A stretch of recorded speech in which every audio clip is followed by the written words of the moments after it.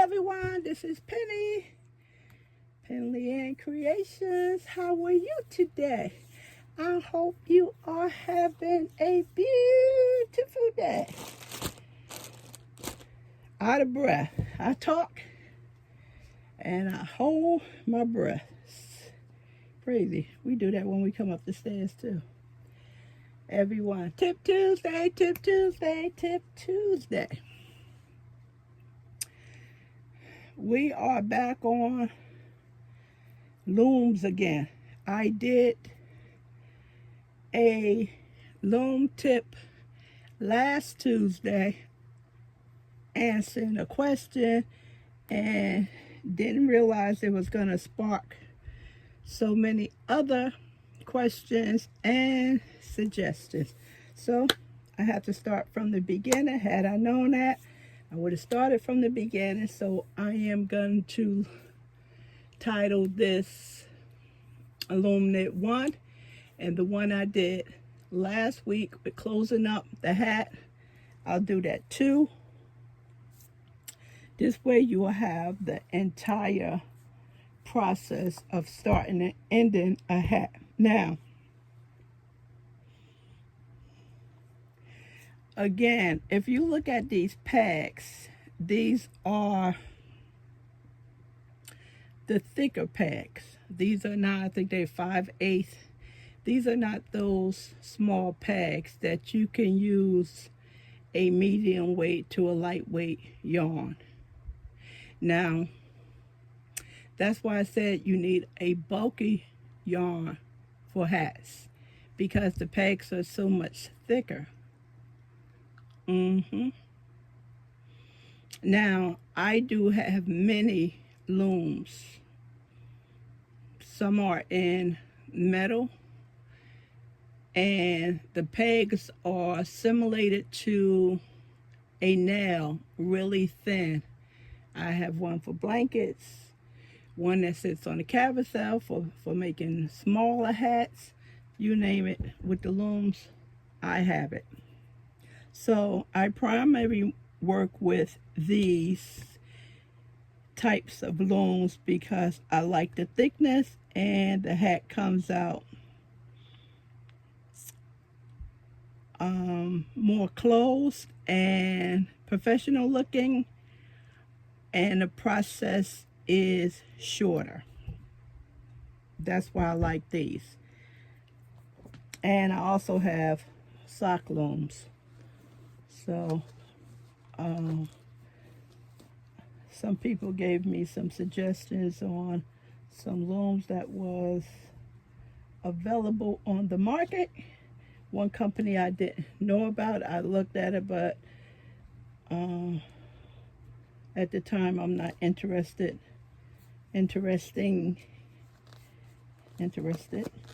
one of them, in those types of looms, because I already have them. The ones that looks like you build a race car with, they are flexible. Those are pretty neat. I looked at those.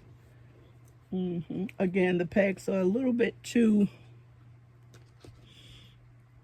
small for the way I make hats. Okay, so let's start off with, how do we wrap a loom of this particular size? Actually, the wrap is the same for any loom that you use. I am using Stitch Studio by Nicole Cozy. This is a super bulky. Okay, I am running out of bulky yarn. Breaks my heart. So let's see if we can get closer. Now, this is what I do. I am a left-handed person, although I use both of my hands evenly. Here, if you can see, I have a mark. It's fading right here. Okay, it's fading right here.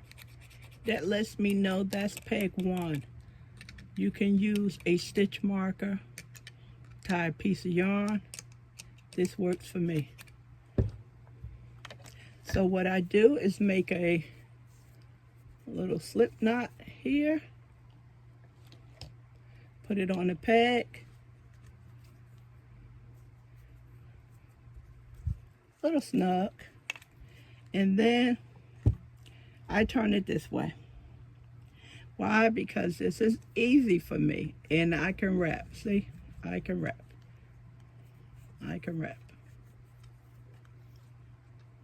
And you can't see what I'm doing, but that's how I do it. Okay, so if you're starting out, this will be easier for you. You're gonna go pull your yarn to the back of the peg, and you're just gonna wrap it around the peg. Okay, that's all you're gonna do. You're just gonna wrap it. That's all. Okay, now how do you know if you're not wrapping it correctly? What if you do the front of the peg? You know, here, you do here, and this is what you're gonna have. It's so even awkward to do this. You're gonna have something that looks like this. Okay, and if you notice that the yarn is in the front of your pegs, that's going to tell you you went the wrong way. You wrapped it in the front when you should be wrapping it in the back. Okay, not a big deal. Take it out. Here, you want to just wrap it around the back of the peg. Wrap, wrap, wrap, wrap, wrap, wrap. Keep wrapping. That's all you're doing. Try not to choke the pegs, like pull it like this. You will notice when you get ready to take the yarn off the peg, it's gonna be extremely tight. Okay, now I did these a little bit tighter than I normally would do it. You don't want to have anything loose. You just don't want to choke it, like pull it like that. Just want to be relaxed with it. Okay, so we are wrapping. We are wrapping, and as you get familiar with the loom, I am doing it. I never do it this way. I usually just do it like the Ferris wheel, and it goes, and I turn and wrap, because I challenge my brain to work fast. So okay, so we here now. This is the first peg, and this is your last peg. Your last peg is going to always hold your yarn. Okay? Now, in order to get a stitch to remove, you have to go around twice. Okay? So we need to bring these down, and we need to continue to wrap. Now, on your first peg, you're going to notice you're going to have 2, which is what you want, 2. And you're going to wrap and wrap and wrap. Wrap, wrap, wrap. And if you notice, see how the yarn is in the back? Remember, the incorrect way is the yarn will be in the front. The yarn is in the back. So you are doing excellent. Okay? Just pull these down.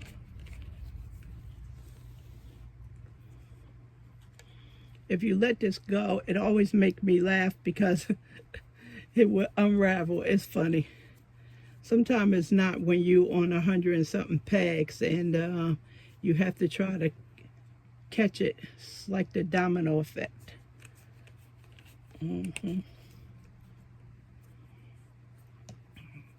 And we are wrapping. We almost done. Okay, we almost get to the front.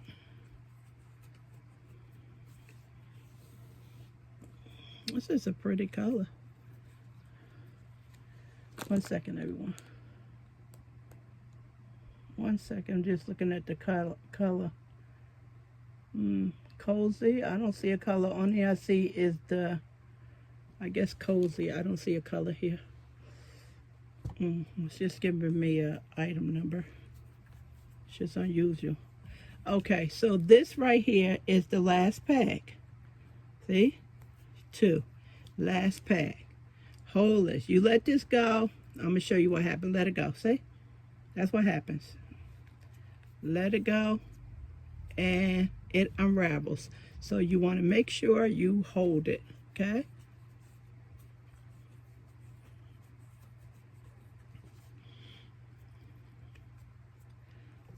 So this is the last pack.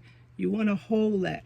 And that's the first pack you want to take off. Why? Because you want to lock in the yarn so it won't go anywhere. And you continue to hold it for maybe another 1 or 2 packs. And then you can let it go. It's awkward for me because the tripod is here. And I don't normally work this way. Hold on 1 second, everyone. Okay. I don't normally work this way. This feels awkward for me. I'll show you.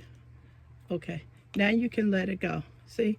It's locked in. It's not moving. Just the last peg is the first peg you take the stitch off. And you can let it go.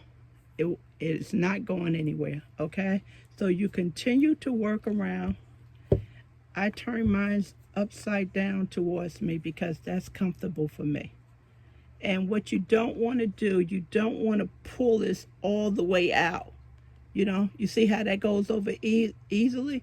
You don't want to do that because you are stretching the yarn. So you just want to guide it over the peg and try to keep it on the head of the peg.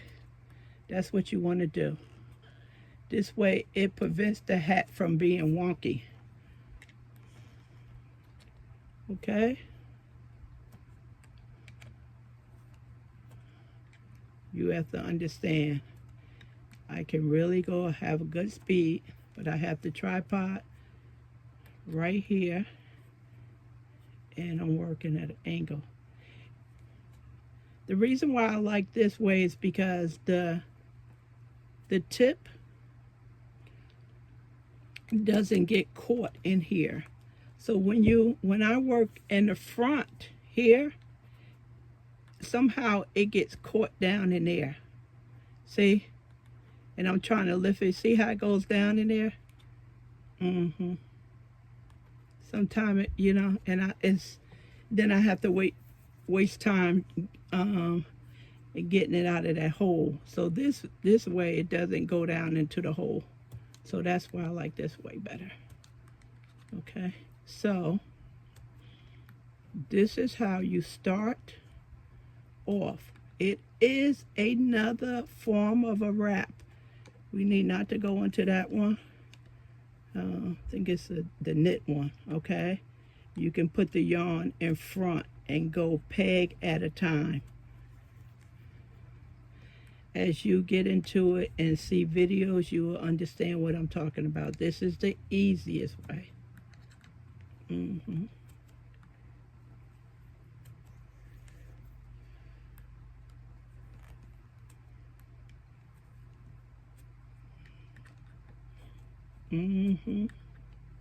This is the easiest way.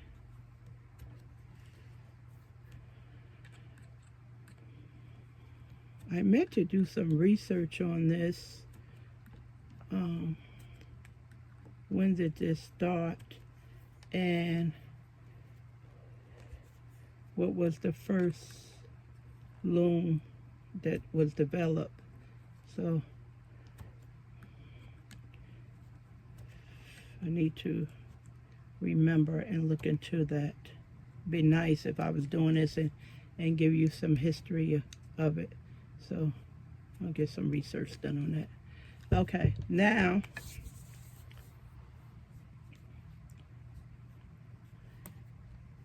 what you want to do, you want to push these down, okay, so you can wrap.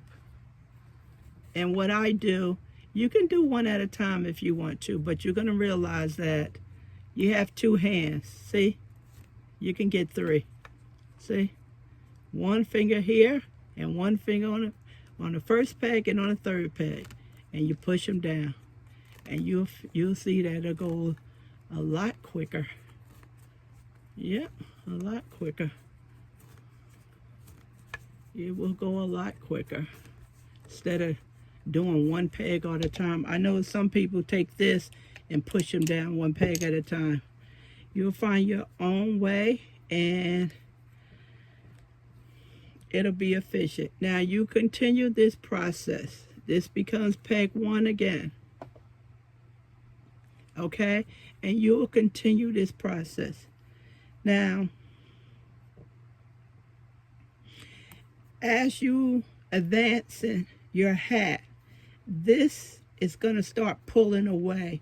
Only thing you need to do is take it off and let it drop down, and let it drop down to here. That's all you have to do. And you can sew that in later. That's all. So it's just an anchor.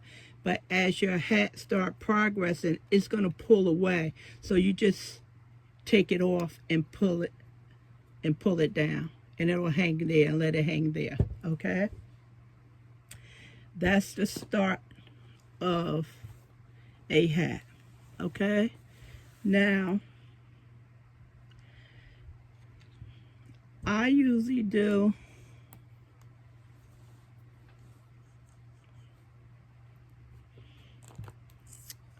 make a brim on my hats, always. When I'm dealing with this loom. I'm not speaking of any other looms, whether you're making it for a baby. I'm talking about this size loom. I always do a brim. Now,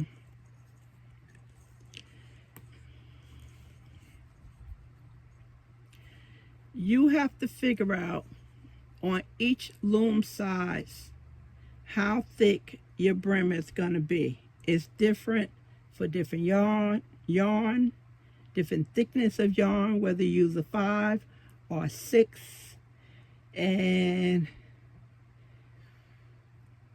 how thick you want the brim. So you have to do your research, and you have to write stuff down, and I did that. What works best for me, and sometimes it is off. So I will not be giving you a measurement because it may not work for you. I can tell you one thing, that is over 10. It's over 10 times. So now we are ready to make a brim. We went down far enough to get a length so we can make a brim. Now, as you may can see on this peg, I have that black mark again that lets me know that's the first peg I wrap.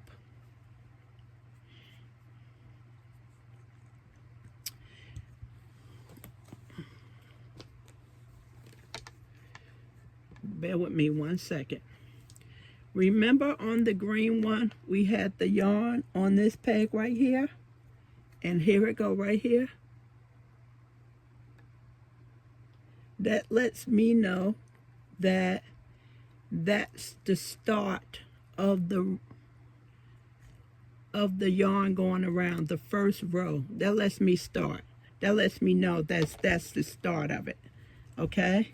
So you want to keep this in order. You're going to take your working yarn and you're going to bring it forward here, right in the middle of your first peg and your last peg, right in the middle. Just bring it forward. Okay? You do not have to hold it, just bring it forward. Should have had something to hold on this. So remember, this is the yarn right here that went on the peg. Okay, so as this grows, you have to take this off the peg because it'll pull, and it won't work as you advance in stitches. Okay. I know this is dark yarn, but okay, see this right here? This is attached to this first loop. That's what you want to find. This is exactly what you want to find. Do not pull it, because if you pull it, you're gonna close up the loop and you're not gonna be able to find it. So once you pick this up, you'll see that's your first loop, okay? And you take your first loop, you put it right there, okay? I do not work like this with no one loop at a time. And there go your second loop. I know you may not be able to see this. Ugh, can't even. Okay, now pull it back. There go your loops. Take this off. Maybe you can see it. So if you go to the front, your first stitches, these are your loops right here. Go to the next one, you can just feel it. These are loops. Put your finger through there. Don't put your finger through the second one, or third one, fourth. It's just the first one. See? Keep turning. These are loops. This is the only thing you are concerned with. Okay, let me go back to the front first loop. The first loop goes on the first peg where you have your stitch marker, or in my case, a pin mark. So you just continue. I like to work with both of my fingers, hands, and put them on here because that's what's comfortable for me. And I am hitting the, and you're not going to be able to see it if I go that way. So I'm just stop shaking the camera. Okay? You will be able to feel this. If it's not right, you picked up something you wasn't supposed to, don't worry about it. Just take it off. If you take it off, you're not going to lose any stitches. This is not knitting per se. You will not lose any stitches. So if it's not right, you can take it off. If you get to the end and you notice that you have too many loops and not enough pegs, just take it off. It's not a big deal. See how the brim is forming now? You see? See your loops? You don't put on the pegs, the brim is forming.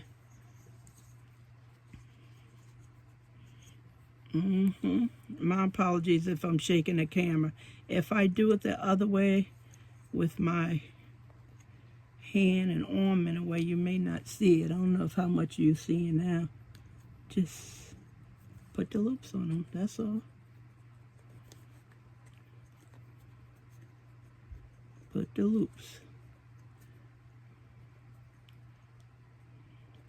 My goal for Tip Tuesday is to not for the tips to be long, but they are, so I am just gonna have to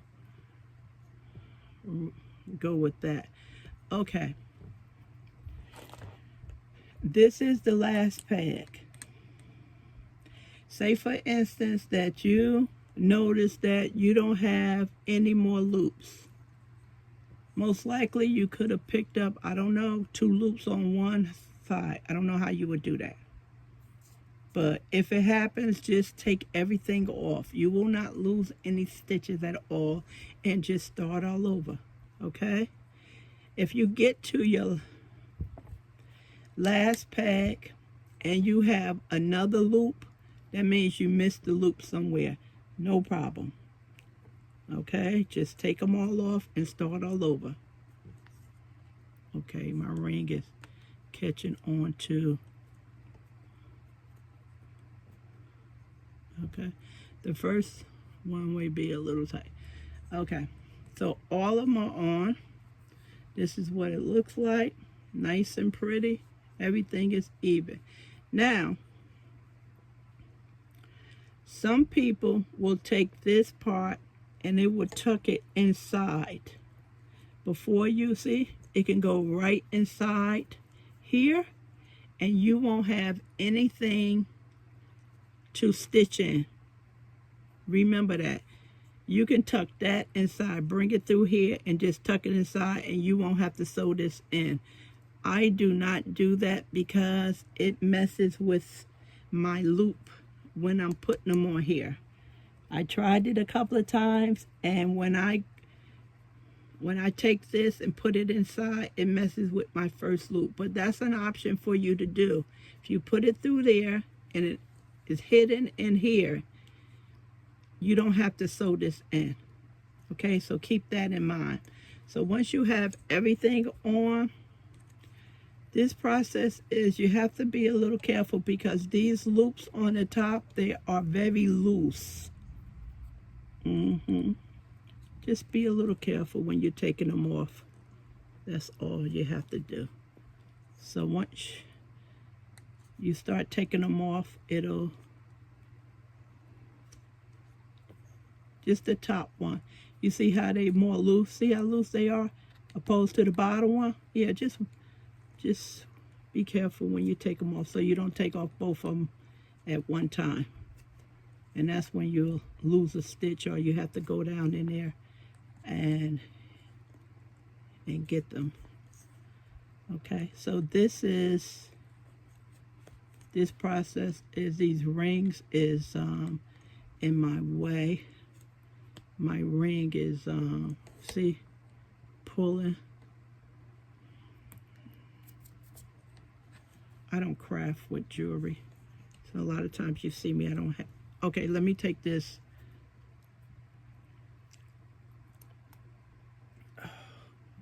Let me take this jewelry off.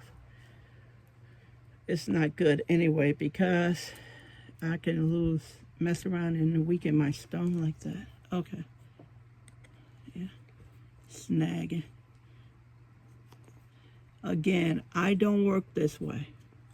For you, I am working like this so you can see it. I usually work upside down. This process, I usually go a little slower because the yarn on the top, that is not as tight, and I don't want to lose that stitch when I'm taking these over.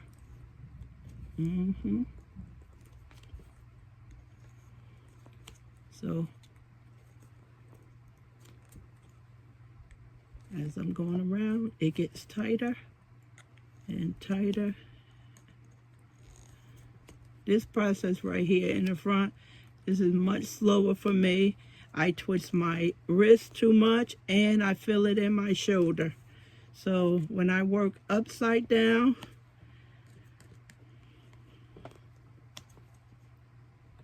it's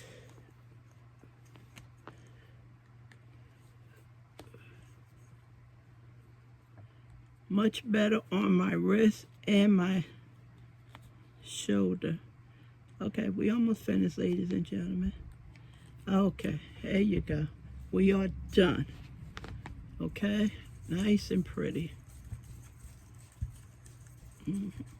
Push it down. See how nice that is?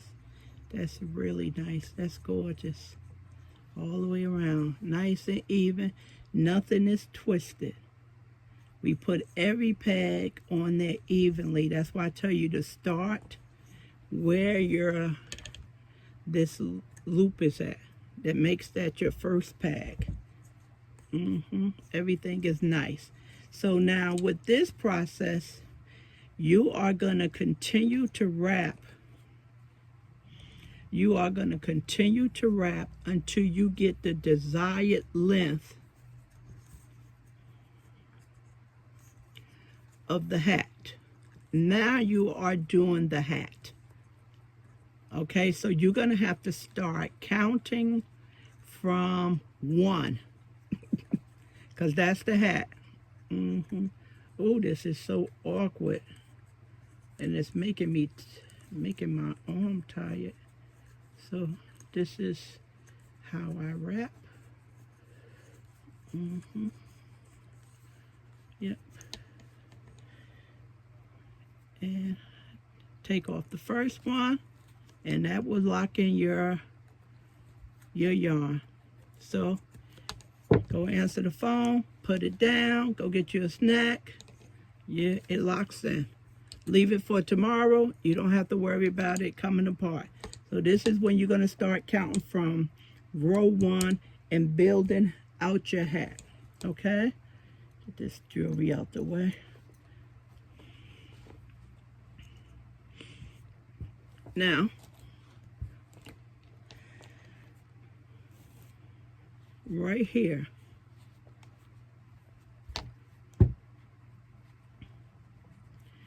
now here you can see a little bit more of the hat forming.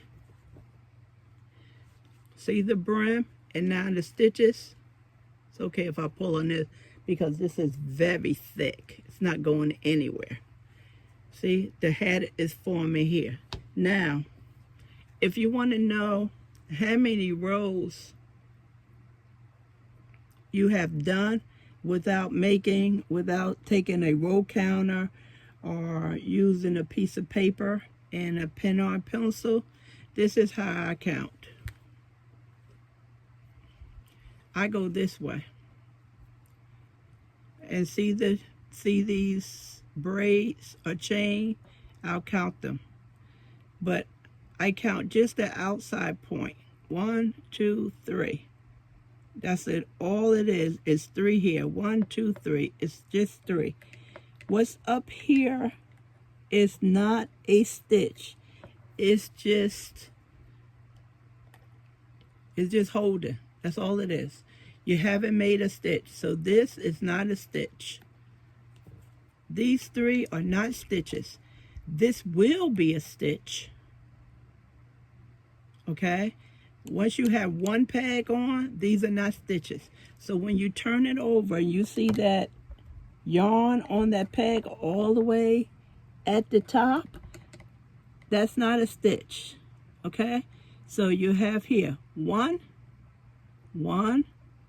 2, 3, and actually 4.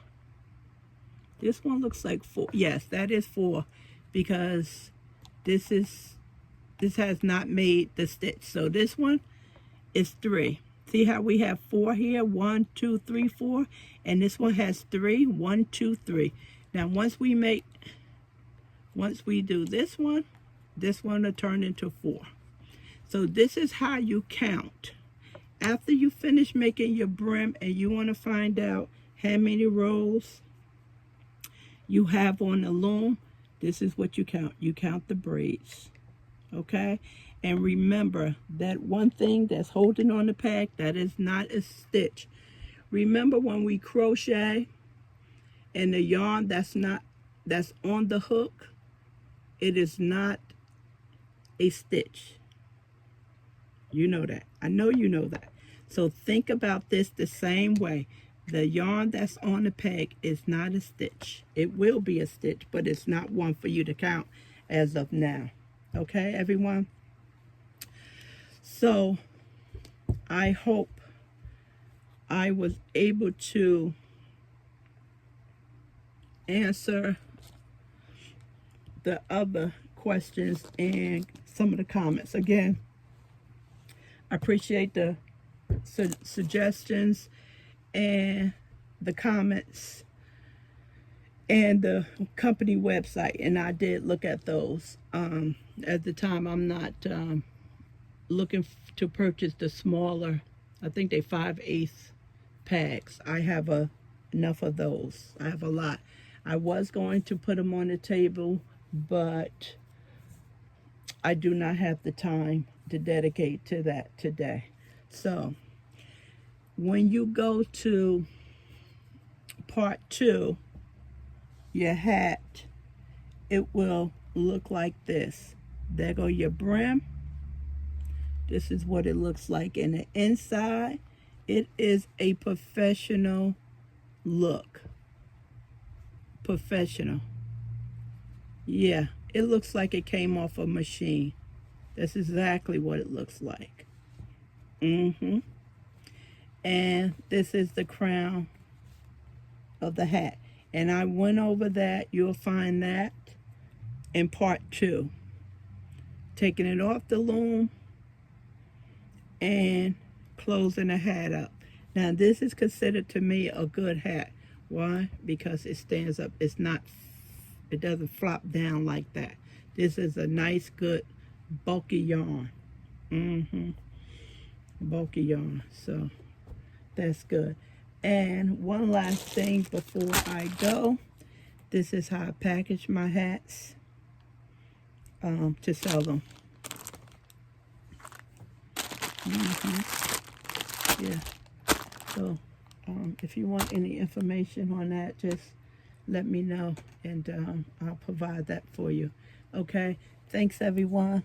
I appreciate it. I appreciate you watching this. I know it was a little time consuming, but I needed to answer the rest of the questions and the suggestions. All right. Thank you very much. Talk to you soon. Enjoy your day. Bye.